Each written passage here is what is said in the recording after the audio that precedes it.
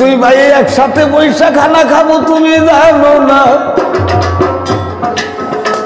গেছে কঠোর ভাষায় বলেছে ভাই আমাদের বাসায় আইসো না। ভাই কামতে কামতে ঘুরে আইছে। ওনার বাবায় হজে যাওয়ার কথা ছিল, এই যে বাবা ভাইয়ের সঙ্গে ভাই আর ভাইয়ের সঙ্গে যায়ও না আসেও না।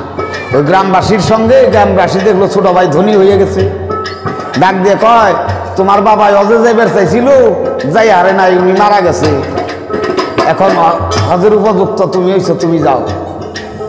গ্রামবাসীর সঙ্গে মিটিং করে কয় হ্যাঁ উনি হজের টিকিট কাটছে। এই যে হজের টিকিট কাটছে বড় ভাইরে কয় না।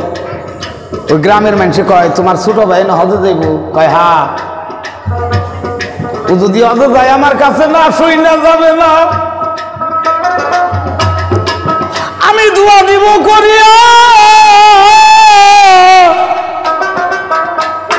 আমার কাছে না হই না রোজে যাব না।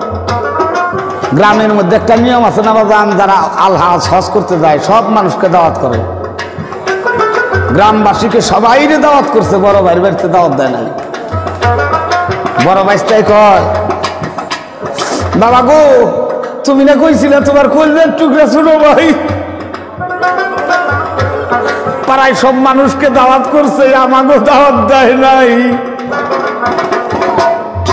তখন ভাইয়ে বলেছিল সন্তান তোরা জানোস না আমার ভাই আমার নিয়ে আইব, আমার নিয়ে যায় তারপর আমার তার দিকে বিদায় নিয়ে যাবো, তাছাড়া যাইব না। আমার ভাই পালকি নিয়ে আমার জন্য আইব, আমার বিদায় দিয়ে বিদায় হজে যাব। মানুষ খাওয়া দাওয়া শেষে নারায়ণ তকবীর আল্লাহু আকবার ধ্বনি দিয়ে বাইরে না, এই যখন ধ্বনি দিছে কয় বাবা গো তুমি না কইছিলে তোমার ভাই বলে তোমার কাছে আইব, কয়েক কাজ কর আমার ওই ভাইয়ের বাড়ির সামাদের রাস্তা, কয়েক কাজ কর ও অনেক দিন ধরে দেখে না তো আমার ওই রাস্তার সময় নিয়েছো, আমার ওই রাস্তার সময় নিয়েছো, যাওয়ার বেলায় আমার ভাইয়ের মুখটাই আমি দেখবো চাইয়ে। ভাইয়ে জানে ভাইয়ের বেলা গেছে, রাস্তায় নিয়ে গেছে ওই ভাইয়ের বাড়ির সামা দেওয়া আপনাকে দেখে নারায়ণ তকবীর দিয়ে অন্য রাস্তাতে ঘুরে গেছে। বড় ভাই কাঁদতে কাঁদতে তখন বড় সন্তান ডাক দিছে, কয় কে কোথায় আছিস সেদিকে আয়। কে আমি বড় একটা আশা করছিলাম, হাদিস আছে প্রথমকার সন্তানের মুখে পানি দিলে গুড়া জাত থাকে না, আমি ওইটা আশা করছিলাম না।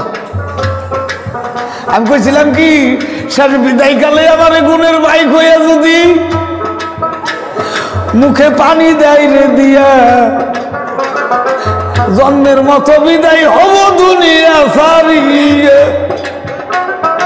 আমার ভাই যদি আমার মুখে চাইলো না, তুই আমার বড় সন্তান না, তুই আমার এই জায়গায় উঠা আর একটা কাম করিস, তোর কাকুরের দেখে রাখিস আমার এরা ভাই ওরা দেখে রাখিস, ও আমার কলিজের টুকরে। আর আমি একটা শপথ করে যাই কি ও যদি ঘুরে আসে আমার যে জায়গাটায় রাখবি আমার কয় মরে ওরা শিবের দিবি না, যদি ও আমার কবরে ছয় আমি নিজে মুখে বলে যাই আমি জাহান্নামী। তোর কি মনে নাই মনে না আই রে, তোর কি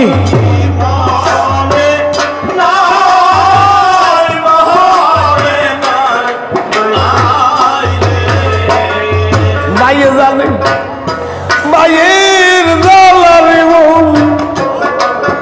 অল্লি কেউ জানে না রে তারে।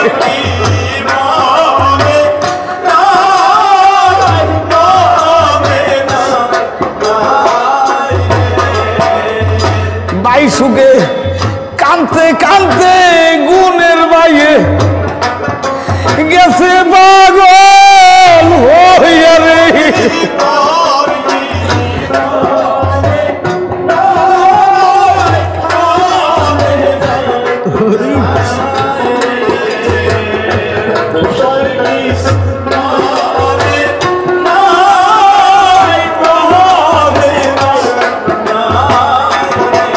ও ওই যে বড় ভাইয়ের পরিবারে দেখে কি ওই দেওয়ার ওই জায়গা দিয়ে যাইতেছে, আল্লাহর কাছে কান্দে দিয়ে হাত উঠিয়ে কইছে কোন আল্লাহ ওর হাসি কবুল করবে রে, আমি দাবি তো ছাড়ব না রে।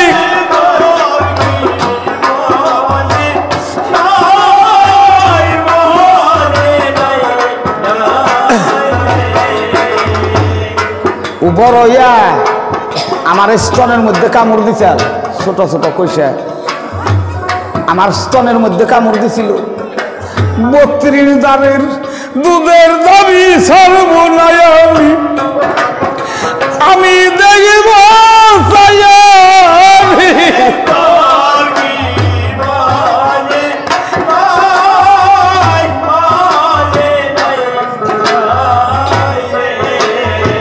উনি যাইতে যাইতে গুণের ভাইয়ের প্রাণ পাখি বিদায় হয়ে গেল। ইতিমধ্যে বোম্বাই জাহাজ ঘাটি পৌঁছাইছে, 9 লক্ষ হাজি নিয়ে জাহাজ স্টার দিছে। জাহাজ স্টার নেন সারা অন্তর্জামে দেন হয়ে যায় কি এই জাহাজের মধ্যে গুরু থেকে লুক আছে, এই জাহাজ যদি আমি সাইডে দেই 9 লাখ হাজি তৈরি মারা যাইব। স্টার্ট বন্ধ করে সব নামিয়ে দিছে, সব নামা একজন একজন করে পরীক্ষা করে উঠাইতেছে। তুমি দেশবাসীর কাছে থেকে বিদায় নিছ? হ্যাঁ নিছি। ভাই বন্ধু আত্মীয় স্বজন সবাই নিছে। যখন এইগুলা প্রশ্ন করা ধরছে ও দূরের থেকে ওই যে খিলকা পড়ছে, জানাজা পড়ছে, কানতে কানতে আজ কান ভিজে গেছে। কই ওই যে গুরু থেকে ওরে দেখলে আমি রে চিনি গেছে পাগল হই যাবে।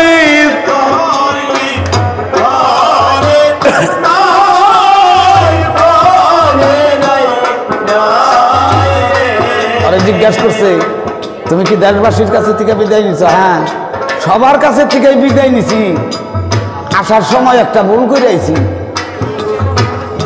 আমার 7 মাস গর্ভে থাকতে আমার বাবা মারা গেছিল, আমার গুণের ভাই আমাকে লালন পালন করছিল, আমার দুধ মায় লালন পালন করছিল। আসার সময় আমি চাই দেখলাম একটুকুনি ইচ্ছা করে দেখি বাড়ির সামায় আতুসা করে জানি কি কইল। আসার সময় আমার গুণের বাইরে কই নাই রে, আমি গেছি পাগল